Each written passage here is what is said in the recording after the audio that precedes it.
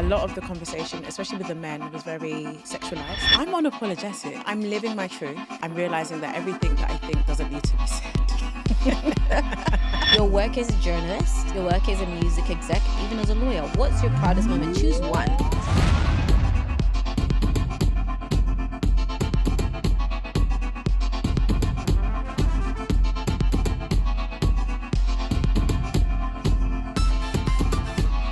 Hello, welcome to another exciting, yes, I can say exciting because I know it is, episode of With Nyasha Michelle. Now, I don't want you to be thinking I'm biased because it's a podcast with my name on it and I talk to people on it, but it's also because I genuinely speak to people who I find very inspiring and who are movers and shakers and are really just holding their own. If you've been following the podcast, especially for this season, you know we've had quite a few fantastic, very fantastic male guests.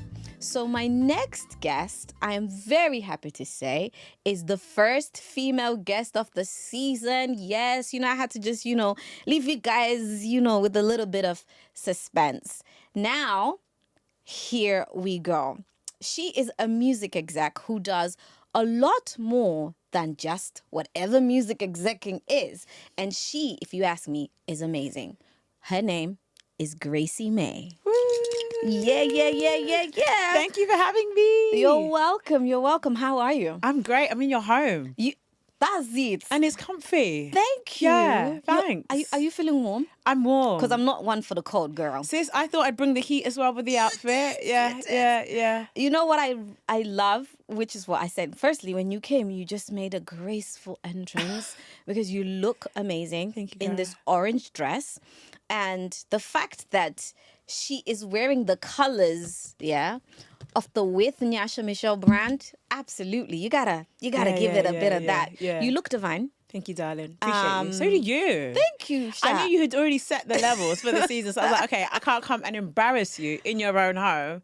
So I thought, have I tried? You've not tried. You have exceeded expectations. But that's your nature, though. Oh. Because you haven't gotten to where you are by just being, like lekker, like, just anyhow. Right. So I gave you, some type of intro. Loved it. And I thank you. Yeah. I mean, I hope those who are watching and listening were like, okay, girl, who is this person if they don't already know you? So we're going to start off with this question I love to ask everybody, which is, what is one defining moment that set you on the path that you're on today? Oh, great question. Probably 2019, interviewing Davido. One of the biggest interviews of my career. This was just before his sold-out O2 show. And I think it was just like a moment of reckoning, like, okay, I think I was 4 or 5 years into my broadcasting journey at that point. And I was like, I'm doing a good enough job for him to be on our platform. And, we've stayed in contact ever since. He's a great guy. Love his music. I'm definitely 30 BG. We love that. But yeah, definitely a moment that I think was validating for me, helped to reinforce my position in the industry. And we've been doing great work ever since. You have been. And when you say we, tell people a little bit more about the platform that you're on as well. So I host Aphrobeats, which is an Aphrobeats platform on Westside Radio. I've been at Westside for 10 years, which is insane. Wow. And outside of that, I also am a general journalist. So you can find me in print. I've interviewed over 300 artists in my career. Jeez. Which is, incredible to say. And outside of that, I run my agency and we've worked with everyone, including Bob Marley. I know, right? Were you alive when he was still around? I was not. But in 2023, his family released Africa Unite, which was a project of collaborations and remixes of all of his hits. It featured Sarkodie, Rema, his daughter Sadella, his grandson Skip Marley, and we ran that campaign for 10 months. So you did? Is that the one that also had my Zimbabwean art? Yes, of course. Yes, it had Natty O and Natty Winky O, D. yes. So shout out to you guys. I gotta, I'm Of course. a proud Spotlight Zimbabwean. the Zims. You've been doing bits. So, it leads me to something that you say, which I think is really powerful. So tell me, what does amplify African art mean? Honestly, it's an umbrella term for everything I do. It encapsulates the journalism, the broadcasting, the talent management, and the agency. Amplifying African arts is spotlighting talent from the continent. Yeah. In all of its glory and all of its form. I think for me, it doesn't just stop at entertainment. I'm super passionate about improving the PR of Africa generally. We grew up with images of kwashiorkor and mud huts and safari and famine. And all of those are narratives that are true on the continent, but they're not the only narratives. And so I think the best way to get to the masses is through media and entertainment, which is why I'm a huge fan of what you do. And it means that whether I'm in front of the camera or behind the camera, in front of the mic or behind the mic, I'm passionate about making sure that we are telling our own stories our own way, and in a glamorous way too, which is like entertainment is just, it's tea for me. So yeah, that's amplifying African arts for me. And arts is inclusive of everything, right? It's not just music, it's film, it's comedians, it's everything. It's influencers. Yeah, I'm passionate about Africa. You know, I just love that. It just warms my heart because me and you literally have the same passion, because that is so important. I remember a few times people have asked me, oh, why did you become a journalist? And I'm like, listen, what I grew up seeing about Africa, I just knew. Even when you were young, you were like, wait, hold on. So I was born and raised in Zimbabwe, and I would look around. I'm like, this is not my reality. Like, I live very well, you know, and I hardly ever see a stop. Not that they don't exist, but I hardly ever see this narrative of Africa that you guys paint. So it's just really inspiring, and I just love it. And we just have to give you your flowers because you're doing it really well. But also, you've kind of mastered different, I guess maybe I would say different industries, because you actually were in a legal background. You come from a legal background. She's a lawyer, girl. Yeah, this is why you're cashing it in, and you know what to do. And this, guys, education is key. Okay, tell me about your legal background and then how you pivoted into music and to being a music exec.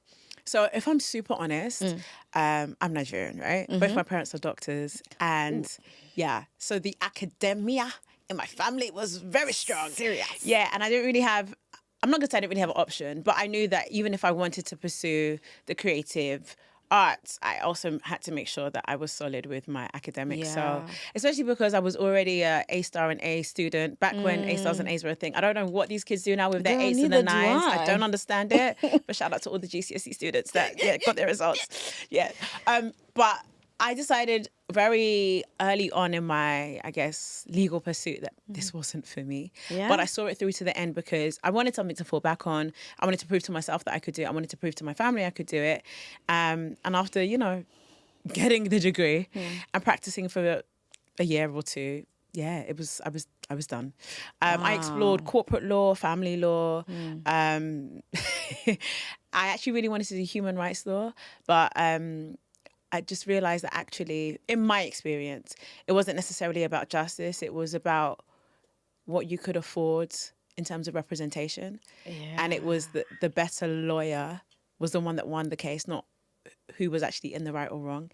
And so I was very disillusioned very early. And also, I think because I wasn't doing it necessarily for myself, but I was doing it for the family, once I fulfilled all righteousness, I was out. And I think they're happy now. Were they happy in the beginning? Not so sure. But yeah, they're happy now. I always get inspired with you guys when you speak about stories where it's like, listen, I'm going to do my thing and I'm going to show you as your family, not in like a negative way, but just a thing of you actually have faith in yourself and what you can do. You pursue it, and then your family are like, okay. Right. There's nothing we can even say because you've done it. I took my mum to the Grammys last year. She was my guest. She loved it. She was on the red carpet. She loved it. She was hobnobbing with the celebrities. She loved it. Wow. Right. All expenses, because you know the Grammys to attend is not free. So she got a free trip to LA. She was with the celebrities. Beyonce performed. I think Lauryn Hill performed. Yeah, it's the Grammys. It's the Grammys. It's the Grammys. And in fact, she doesn't live in London, and she came into London over the weekend, and she said, oh, one of my friends was boasting to her other friends that you took me to the Grammys last year. I was like, okay. So now we know that, you know, entertainment, it's not so bad. No, it's not. It's not so bad. It's not so bad. And actually, I do have to ask you, how did you, because you're on a lot of boards. you're a voting member of a lot of these, including the MOBOs as well, which I would say is the UK equivalent of the Grammys. I would say the Brits Brits is the Grammy equivalent. You're the one in music. Thank you. MOBOs would be the BET's equivalent. Yeah. Okay. And I'm a member of all four, so there we go. How did you get there? Great question. So I think with my work in the scene and in the industry, there was mutual interest, and so with all of those, well, actually, let me start with the Grammys. You have to be nominated by two people before you can become a member. But even before I was an official voting member, I was part of the recruitment committee, specifically looking at making sure that there was more representation from the continent. Yeah. So in my last 3 years of being a part of the recruitment committee, I've helped over 300 people from African descent become members of the Grammys, which is, again, incredible. Wow. 300 seems to be my number. Done. Hold on a second. 300 for interviews and 300 for Grammys. Okay. Yeah. I've just said that out loud and realised. But yeah, I mean, part of my work with the recruitment committee is ensuring that people from Africa or African descent understand how to join the Academy and what the perks are and what change they can make. And with my work with the Grammys, we were able to launch the very first African award just for us. The Best African Performance Award was off the back of the hard work of myself and 9 other people. And so, yeah, that's the Grammys. The BETs, pretty much the same thing. You have to be invited, though, but not recommended by 2 people. With the MOBOs, again, okay, actually, the other 3, there's no recommendations. It was more of a conversation. And I'm happy. I mean, it means that we have a voice at the table when it comes to decisions. It means that we have a voice at the table in terms of representation. And generally, yeah, there's a lot of hard work being done in the background. I can't disclose everything. No, you don't have to. But it's okay. I think You've given us enough. Yeah. You've given us enough. So with all of those achievements, what's your most proudest moment? With the Academies specifically? You know what? Let me say anything. Your work as a journalist, your work as a music exec, even your work, even though it wasn't that long, even as a lawyer, what's your proudest moment? Choose one. I know this is very hard because I'm speaking to a high achieving woman here, but what's one of your most proudest moments? I think I just mentioned it, taking my mum to the Grammys. Oh, yeah. Yeah, because first of all, just seeing her glammed up, got the MUA, we got her dress made, we got her hair done. In fact, I did her hair. Because before even law, I worked in a hair salon. My first job at 14. Seriously? Yeah. I did my do you remember you used to be able to do in high schools like a week or 2? Yeah, your work placement. Work placement. Yeah. Girl, we are kindred spirits. We are.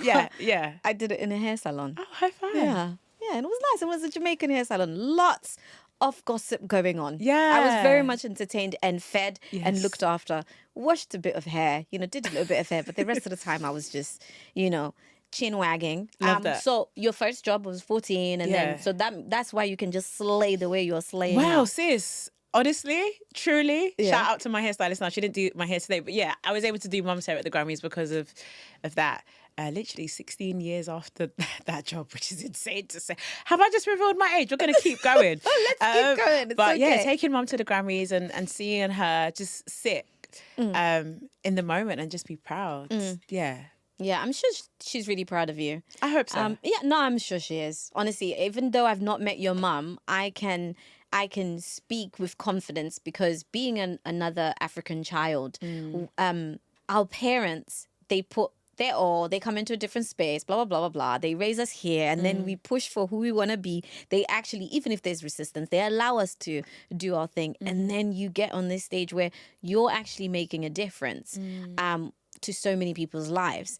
And where you're sitting here, like we said, or like you said, or you realized 300 is your number. Yeah. You have interviewed 300 artists, which is a lot of interesting conversations. A lot. And I don't know how easy this is going to be for you, but do tell me, which conversation surprised you the most and why? I have gone on record to say that my most interesting conversations have happened off air. Off mic. I'm a person where I'm I'm a Nadwa. I will watch 1,000 of your interviews to get ready for my interview with you. I'll read, I'll listen, I'll figure out, okay, are you a talker? Can I just prepare 3 questions and let you ramble? Or do I need to spoon feed you? And because of the amount of prep that I do, even stalking them on the timeline, it means that just even warming them up before our conversation, we share. And so when they then are on the mic, they're free, they're open, they're happy. A bit like what you're doing with me. So, yeah, I think my most interesting conversations have been off air, off the mic. And they've been deep, right? Some have been conversations about abuse that they would never be brave enough to say on the mic. Some have been, that validation moment where they got co-signed by so-and-so. Some have been where they've been able to sign other people and give back, or buy their mum a car, buy their house a car, buy their mum a house or a car. Some people got houses with cars. Yeah, they do. They really do. Especially when they've gone from maybe even living in their car, right? Where their car was their house. So, yeah, it would be unfair for me to pick one. But some of my highlight interviews have been, we've said Davido, D'banj, Olamide, Peter from P Square, Tiwa Savage, Yemi Alade, Tems, Ira Star, CK, Fireboy. Everyone that's in the charts right now, I've had the blessing and opportunity to speak to directly one-on-one. And it's all glory to God. Anyone who is not Nigerian who's given you an interesting insight into their culture? Oh, so Bien is one of my clients. Yep. He is the biggest artist from Kenya, historically from Southeast South, the continent's longest running boy band. Boy bands aren't even a thing anymore. That upsets me. Yeah, I agree. Yeah, we need more. We do. And just seeing and hearing his perspective, I think I'm in a unique position where I'm definitely Nigerian, so we have main character energy. I'm also an oldest daughter, so that's definitely main character energy. Where did we find this young woman? Where did we find it? Because this is why I know, outside of who you are already, the excitement was there. But I am also eldest daughter. You're giving it, and I'm giving you, and we're giving each other. Yeah. And I think because I've always been in the majority, it's always interesting to have conversations where I'm seeing a different angle to what Afrobeats is, or I'm seeing a different angle to how Nigerians overinsert themselves, or maybe our hunger, our tenacity, our aggressiveness, and how it translates to how we're perceived. And so you said it, it's helped in terms of breaking boundaries and smashing through ceilings. But it also has tempered me in terms of, okay, if this is how we're perceived, I can do things differently. There are other ways, there are other ways to do things. So yeah, working with Bien has been incredible. I've interviewed quite a few Francophone artists. I'm actually looking after a Lusophone artist. A lot of people don't even know what Lusophone is. That's the Portuguese-speaking Africa. Wow. So that's Cape Verde, that's Angola. Her name is Maura. She's incredible. We need to meet her. You need to meet her on the podcast. She's amazing. Based out of the States, actually. But just even tapping into their beat patterns and... I mean, I don't understand Portuguese, but I do understand French. And there's a sprinkle of Pidgin in there. And Pidgin, apparently, is continent-wide. So, yeah, I think it's just been great. Just hearing the perspectives of other communities and cultures. And you and I know that there are 60 genres on the continent. And the conversation is heavily on Afrobeats, and heavily on Amapiano. Sometimes on bongo flavor. But Makossa and Kizomba and all the other genres don't get as much love. And so having those conversations and interacting with artists from those regions has really, just opened up my mind to not just be an advocate for Nigeria, but for the continent at large. And you're living out what you say. Sis. You're living it out. I really am. Amplifying that African arts. Hey. There we go. Oh my gosh. So as a woman though, in this industry. Talk to me. For you, what would you say, are there any challenges that you've faced as a Black woman in the global industry, and how have you navigated those? Sis, we can be real with each other. We can be. It spans everything from misogyny, sexism, intersected with racism. Sometimes even with elitism, and there's a lot of isms there, but I mean, it's been my reality. I always say we because I'm so used to being with my co-host, but when I was coming up, a lot of the conversation, especially with the men, was very sexualized, even though I was never flirting. I'm just a bubbly person, and I don't know if that gets misconstrued or if men are just trying to see what they can get away with. Sometimes I think it's the latter. And then also maybe the perception of females in media is that there is that it's a given as part of the job. Not in my case. Ask about me. But yeah, I think that was a challenge at the start. But then I think as I kind of matured and evolved into having more of a authoritative say behind the mic as well as in front, I think that kind of dwindled. Good. But I guess every phase of my evolution comes with different challenges. Yeah. So last year, I was touring with Oxlade. We did 30 cities across Canada and the US. An incredible experience. 56 days on the road, in a tour bus, different audiences, and just seeing how America embraces Afrobeats was, a time was had, sis. A time was had. But a lot of times, not even a lot of times, even in the immediate team, I was the only female. So between our driver, our DJ, the tour manager, the actual talent manager, I was in like operations and logistics, and obviously Oxlade himself, all men. It was me and 7 men. Wow. At every given time. Yes, girl. And then when we would then interact with other teams, so maybe the venue team or, I don't know, another artist team, the presumption usually was that I wasn't the one in charge. Can you imagine? And so it would be great when the guys would walk into a room, they would greet everybody and not greet me. And then they would ask a question that was in my remit. And like, oh, you have to ask Gracey. Oh, I didn't even see, you didn't see me? Wow. You sure about that? But, you know, I think it's the lows that comes with the highs. And to say that I've been on a 56-day tour in 30 cities, it's fine. Ignore me. The real work is being done. We were evangelizing on Oxlade's behalf in terms of his music and his craft. And so, yeah, I mean, those are just some of the things that come up as being a female in the industry. Yeah. But you are breaking those barriers and you're doing it gracefully. As per your name. Oh. I mean, I know it's, you know, not exactly graceful, but in terms of like your actual name, but like you're doing it gracefully because the industry wants to just place people in a particular. I've actually had some of these situations that you're speaking about, and being in the industry, I've had people ask me, "Oh, what's this?"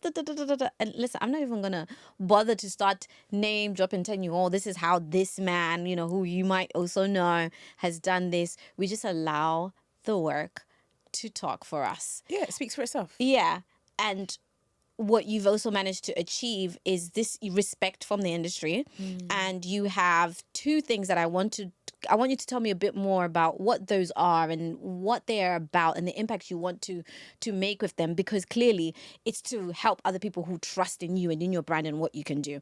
M.A.E. Masterclass. Yes. Yeah. And also you've got M.A.E. Mentorship. Yes. Yeah. Tell me about them and what impact you want to have with both of those. Great question. So for the last, I'd say, 18 months to 2 years, every fortnight I have been curating threads on different elements of music business on X, formerly Twitter. I still call it Twitter. Yeah. And a lot of the threads have gained traction because I'm breaking down, you know, the difference between PR and marketing. I'm talking about publishing. I'm talking about splits. I'm talking about what you need to be a good artist manager.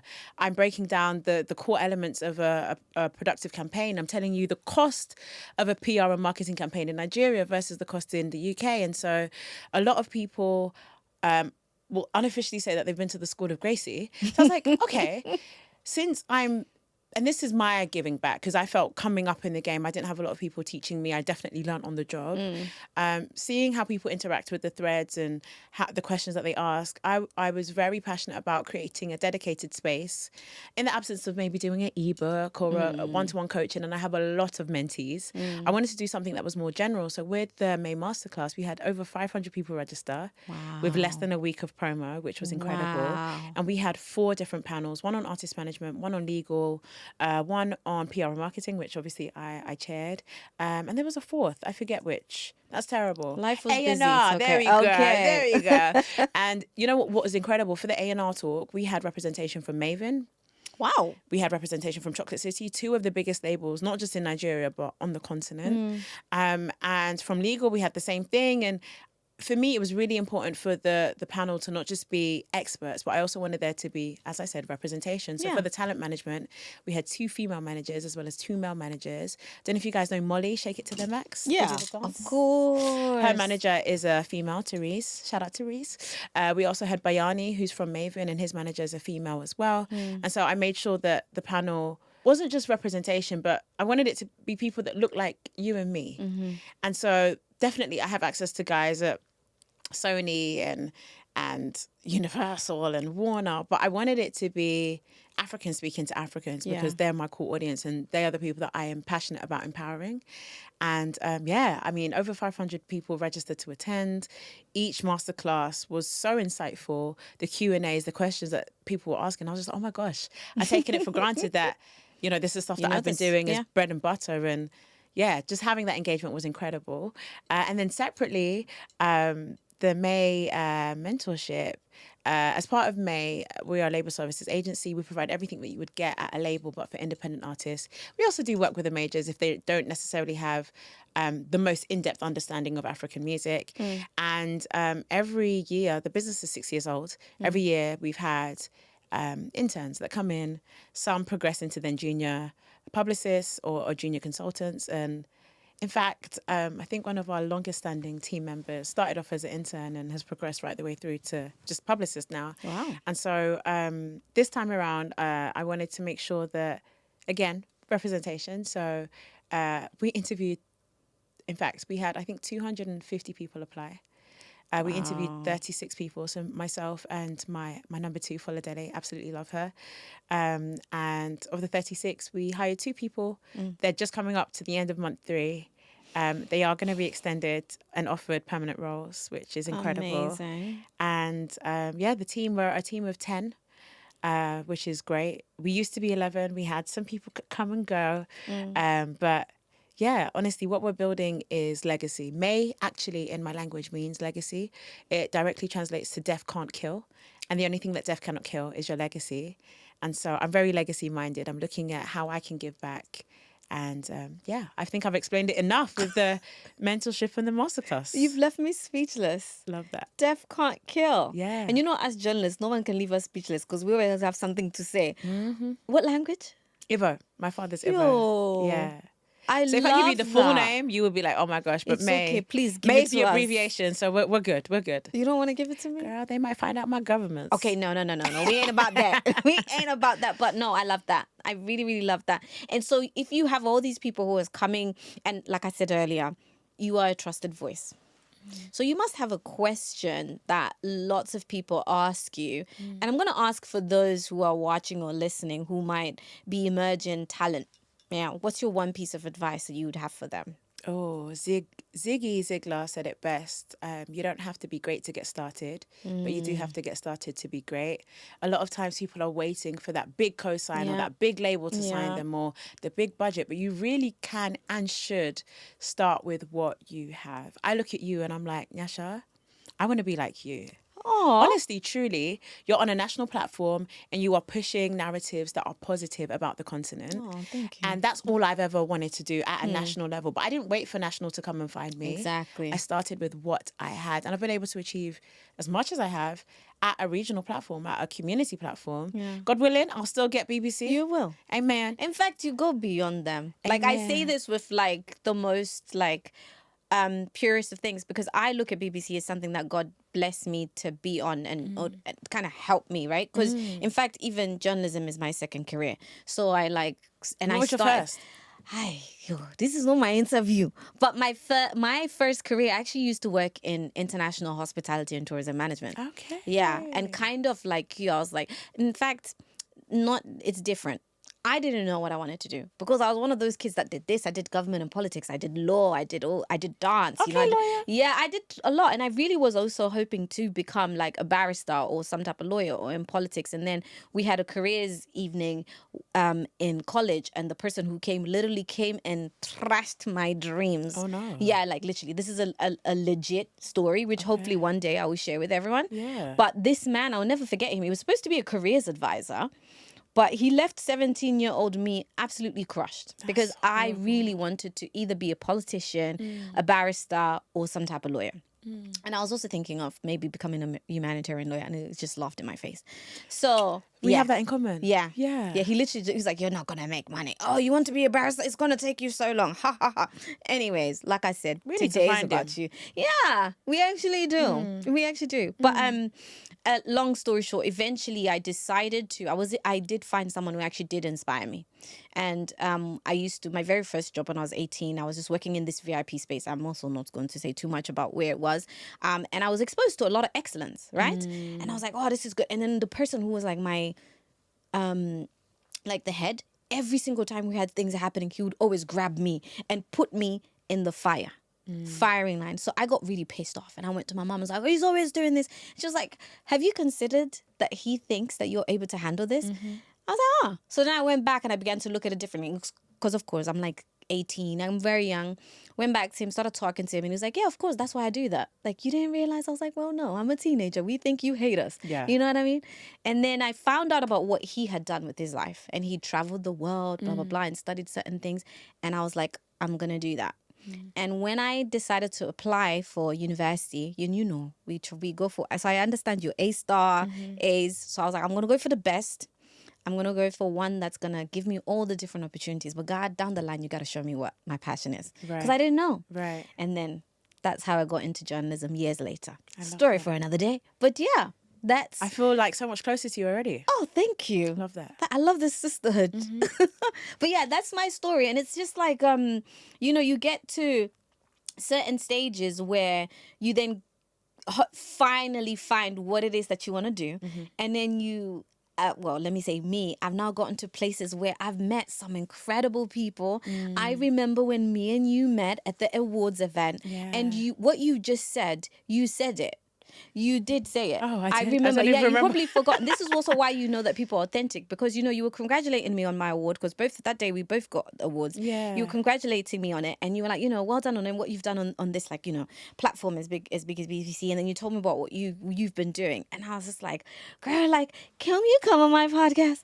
And I just like, it's just incredible to see the work that you've done and having achieved it. And being able to make a difference. Confidence.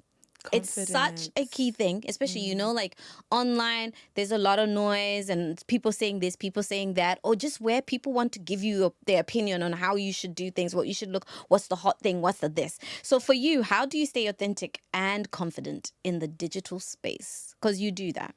I'm unapologetic, sometimes to a fault, but I think for me, I'm living my truth. And as I'm getting older, I'm realizing that everything that I think doesn't need to be said, even if it's true. Because I've gone viral a couple of times saying things that I thought were edifying to the community, but maybe I pointed out a problem but didn't necessarily position a solution. Oh, okay. And so as I'm growing, I'm definitely making sure that I'm doing those hand in hand. Yeah. But I think, first of all, my confidence is in God. I'm very sure of myself, and I think that has come with the fact that I'm old. And I think the older you get, you know who you are, and I've done the work. I will say, like, I've done therapy. I'm also in the gym, and I'm journaling. I'm prayer journaling, and so I think, now that I know who I am, and I know what my purpose is, and I'm sure of what my calling is, why wouldn't I have confidence? Yeah. I'm exactly where I'm supposed to be. Yeah. At the pace that I'm supposed to be doing it, and everything that's on my wish list and my dream board and my vision board, all of it will come to pass. So I'm not in Nigeria. We say no shaking. Like I'm not shaking. Yeah, no shaking. I'm not anxious. I'm not worried. When things don't happen, it's just a diversion. When there are times that I'm distracted by opinions, or I'm distracted by maybe things not happening when I think they should happen, God's timing is best. So my confidence is in that. Like, I know where I'm going and I know it's going to happen. I just don't know when. And I'm okay with that. I don't need to know everything. That's it. Wow. Yeah, there's so much peace in that. Yeah. Yeah. I kind of wanted to just let people just take that in, because I don't want conversations that I have with people like, oh my gosh, that was so great. On to the next question. But just to say, what you've said is very important. Because I think we live in a very, very polarized world. We live in a world where everyone has an opinion, whether it's right, it's wrong, or it's in the middle. And also everyone wants to tell you what you should be doing, blah, blah, blah, blah, blah.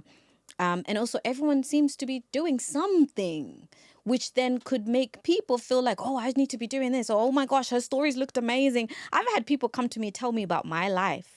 And I'm like, wait, but you don't know what I did the moment I pressed stop record. Right. You know what I mean? Right.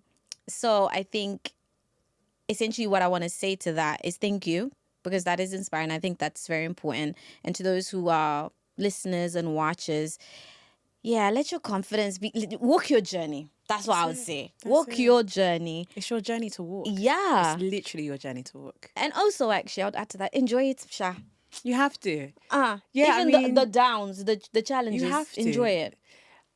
We met on the day we both got awarded.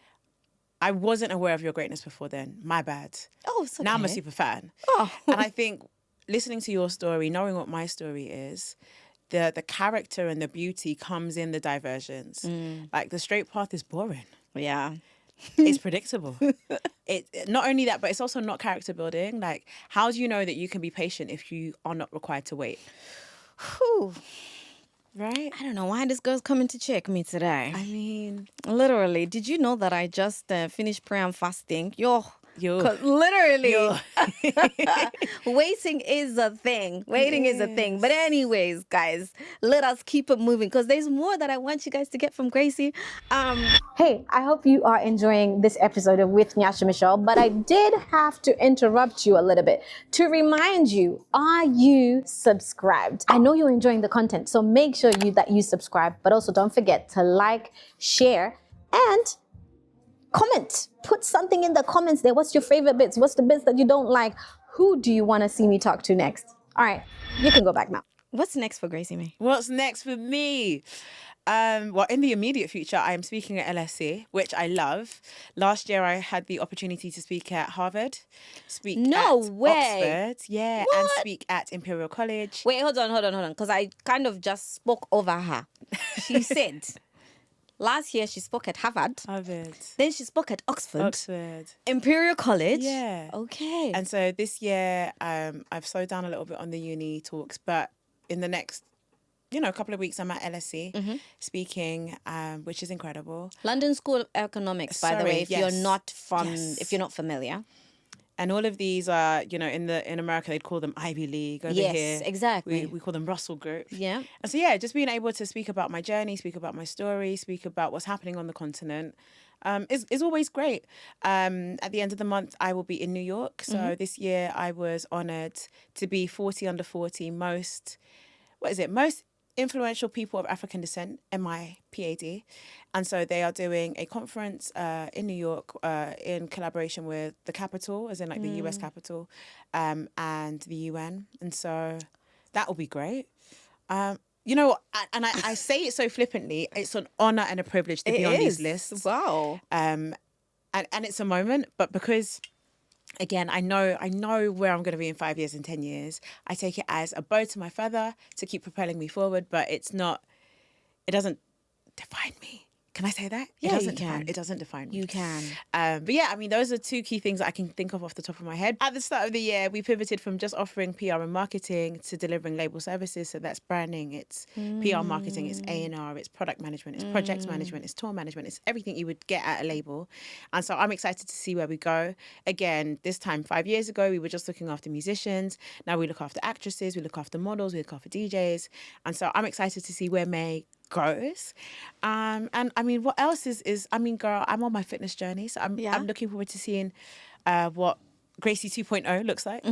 I've lost the weight, now I'm looking at recomping. So for all of the gym rats, I'm on my protein. Don't tell me to do that. I'm lifting heavier. Don't tell me to do that. I need to know what's going to give me quads and glutes. Thank you. Enter my DMs. You are on the same page. Yes. Well, actually, at least you've been in the gym. Me, Sha, honestly, it's just trying to manage the whole schedule. Yeah. So for example, you're talking about how, off camera, we were speaking about plans, what we did over the weekend and blah, blah, blah, blah, blah. And you were at... Three events. On Friday, on Saturday, and on Sunday. 9 events in one weekend. Like, that's crazy, right? Yeah, there was no gym. I don't understand how you even did that. So one of the ones that we could have seen each other was Tiwa Savage's, her listening party, the one after the concert.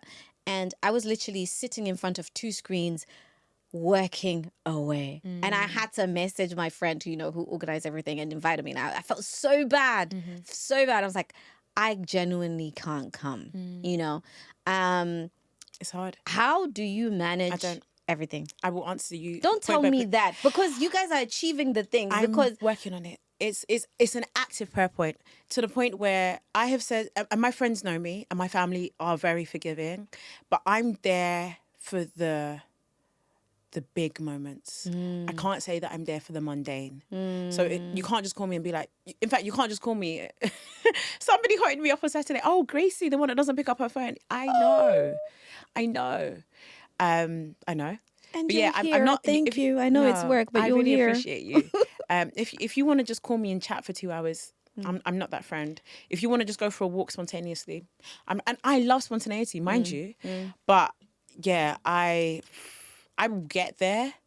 My presence in terms of being there is, I will get there, but I'm not the friend that you can send 1,000 memes to or TikToks to and expect me to respond to every single one.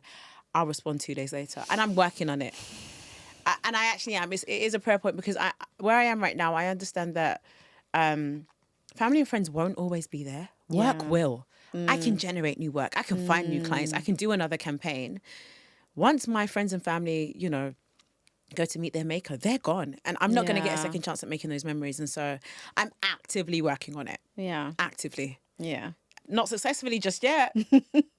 But I'm working it. Yeah, balance. In fact, we shall get there. We shall. Because me and you are on the same road. So I really appreciate you sharing that, because it's one of those things that I've been like, oh my gosh, like I'm like literally like struggling at this. Yeah, I could have lied, but I didn't. Yeah, we like it. Thank you for telling the truth, because that's humanity. Yeah. So, Gracey, I have a segment on the program called Pass the Mic.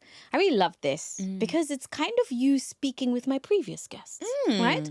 So, the previous guest was an actor called Simon Haynes. Okay. Shout out to you, Simon. Hey, Simon. And he left a question for you. Okay. After you give me the answer to this, you're then going to leave a question for my next guest. Love it. Are you ready? I am. All right. So, Gracey Mae, the Gracey Mae, your Pass the Mic question is, what has been a moment for you that felt like you've lost or missed out on something, but in hindsight, it turned out to be exactly what was meant for you? Wow. What a question. We have serious people on this podcast. Serious people. I think this is the first time I'm saying this on camera. Oh, I love that. So I was in a 6-year relationship. Oh, yeah? And this was the love of my life. And I really thought I was going to marry him. And I invested my 20s into this relationship.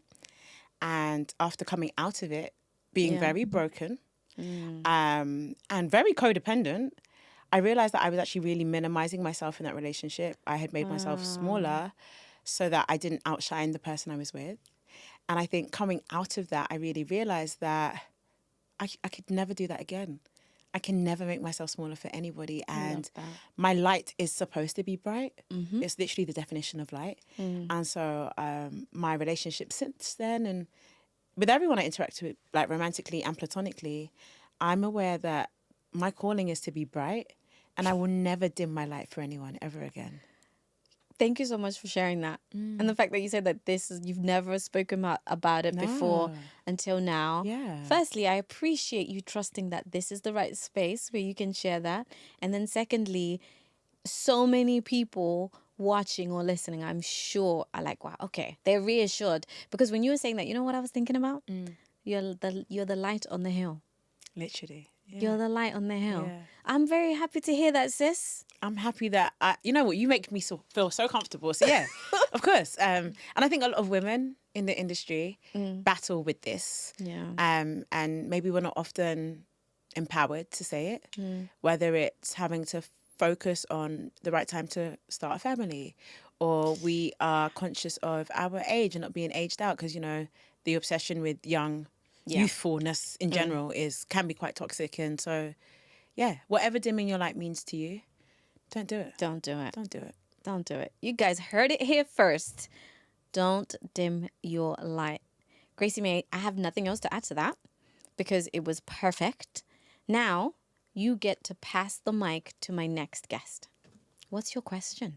Ooh, a bit like what Simon says. Simon says, get it? Oh, yeah, I did get it. Yeah. Thank you. Thanks. That. I'm quick. My question would be, what are you most looking forward to in the future? That's it. Yeah. I like questions like that. They allow us, or they make us ensure that we look at the positivity of life. So, okay, what are you most looking forward to in the future? Yeah. Okay, thank you very much. All right, we are doing something new and exciting on the podcast, and we're getting Gracey Mae to spin the wheel. Now, listen, I'm pretty sure you've seen these before, right? You just got to spin the wheel. Whatever it lands on, I'm going to ask you a couple questions on it. Okay. So, are you ready? I'm ready. All right, go ahead. This is exciting. Woo. It should land on orange. I'm in orange. Come on, keep going. Keep going. I love the fact that you're All right, so that says wild card. It's a wild card? From my angle, it says dream collab. Dream. Also, you want to go? I'm saying go there, but you're saying dream. Okay, fine. Let's do dream collab because the guest is always right. Okay. If you could create one collaboration between two artists, living or dead, it's okay. Who would it be and why? Who would it be and why? It would be Michael Jackson, obviously. Of course. And one for the continent, maybe Miriam Makeba. Oh, Miriam Makeba. Okay, so you come down to my Southern Africa. Okay, yeah. I love. Wow. The two M's. You know what? I was just gonna be like, how is that gonna sound like? Maybe AI, do it for us. If you could produce a global collab, Aphrobeats, with another genre, who would you pair up? Oh, first of all, I love Chris Brown on every Afrobeat song. Yeah. So I'm not gonna say him. Just thought I'd give him an honourable mention. Okay. And I love Beyonce's Afrobeats album. Yeah. And Drake on Wizkid. But in terms of genres, I would love personally to see a K-pop and an Afrobeats. You know what? They better be somebody in your industry who's doing that. Yeah. Because there's already it's American. Megan's show. Megan show. Meg the Stallion, she got a show. Yes, sorry, I was K-pop. There's so many Megan. It could be Megan Trainor. And also it could have been, Yeah. But okay.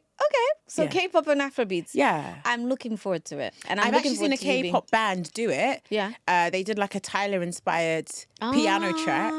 But I think it could be a fusion genre that we could love. Let it do. Yeah, Let it because happen. Africans love a bit of anime. Yeah. And Japanese people love anything culture. Bada bing, bada boom. Let it happen, guys. Make it happen. Okay, so spin the wheel. Spin again. All right, give me an orange. Give me an orange. We're putting it into the ether. It's not. Come on. No, it can. Again. Okay. This. Why is it going to the same one? Do it again. Dun, dun, dun. We should have sound effect music. Yeah, we should. The cue music. Oh. All right, no. Okay, wild card. Is it really wild card or is it the next one? Okay, wild card? Yeah. All right, so wild card. If you weren't... okay, if you weren't in the music industry, what do you think you'd be doing? Law. Seriously? Yeah. I laughed because I thought you wouldn't even say law. So you'd still be law. So I still use law. Of course, I write all my contracts. I get, obviously, my lawyers to do a second opinion. But it's giving me the articulation. I'm well-spoken because of law. I can dissect an argument because of law. I'm structured because of law. It would be law. Okay. It'd be law. That's cool. That's cool. I have one more question for you. Okay, What's the last song you played on repeat? Oh, it's a gospel song. Yeah, come on. Gap worship. It's called Seek. Okay. Yeah. If you're not into gap worship, I've just put you on. I was about to say I'm going to listen to this when I'm on my way home. Yeah. Last Afrobeat song though was Ashi Dapo and Olamide. It's called Girl on Fire, and he's used Party Hard, which is Daneo. Yeah. Funky House is back, babes. It's back. Me and you and all of our generation of millennials were going to be there in the parties. Make sure you invite me. And the Gen Zs and the Gen Alpha. Yeah, girl, we're outside. Yeah. But we're going to be putting them on because they don't know nothing about that. Because we really used to party hard, Sha. Thank God they weren't these smartphones. Because if you guys saw my hair, the way and with the live out and the sweat. Girl, we're the same person. Let's do our thing. Okay, next one. I love this game. Okay, thank you. Shout out to Rihanna, our producer who created it. Shout out to Rihanna. Okay, it says... It's going on that. Underground artist or... Yeah, underground artist. Okay. Underrated artist. Oh, underrated. Sorry. Who is one artist you think deserves way more recognition right now? Oh, great question. I think the girls generally deserve more. Agreed. I really like M.A.E. So she signs to Davido. But she was discovered from doing like a freestyle on the interwebs. Amazing voice. Yeah. Yeah, love her. Okay. Love her. M.A.E. Love it. Love it. I'm going to get you to do red flag, green flag. Red flag. Please green pick flag. up the flags.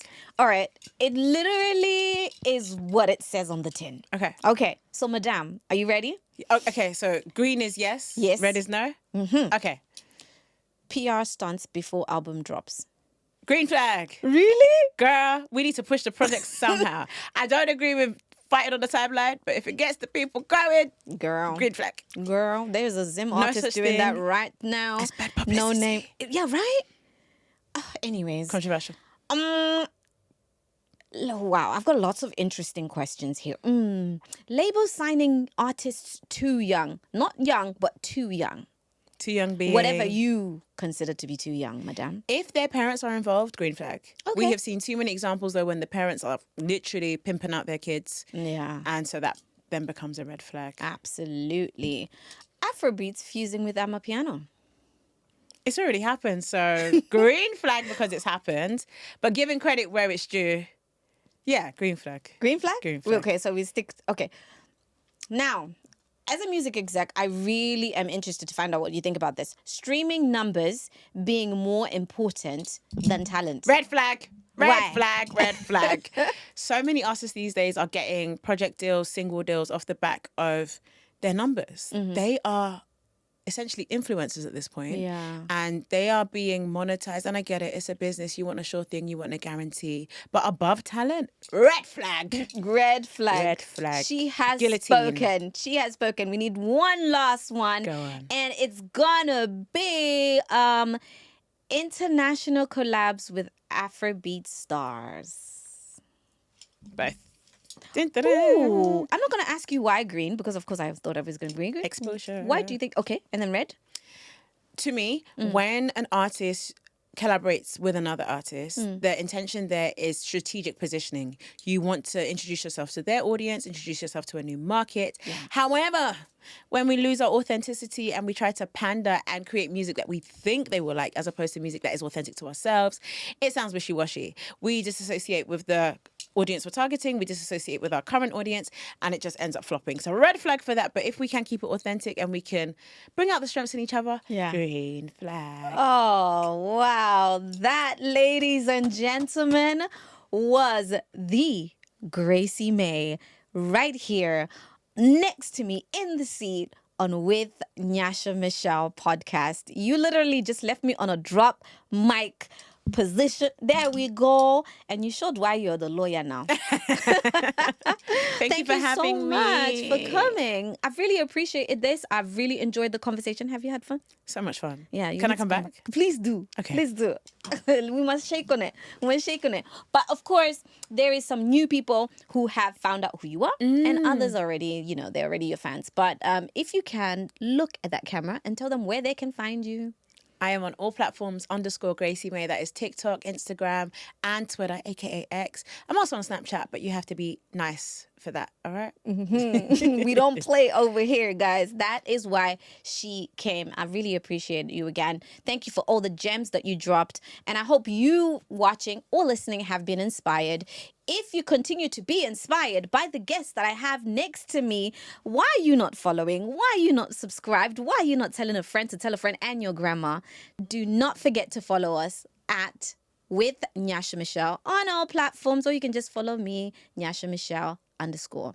Until next time, take care of yourself. Bye.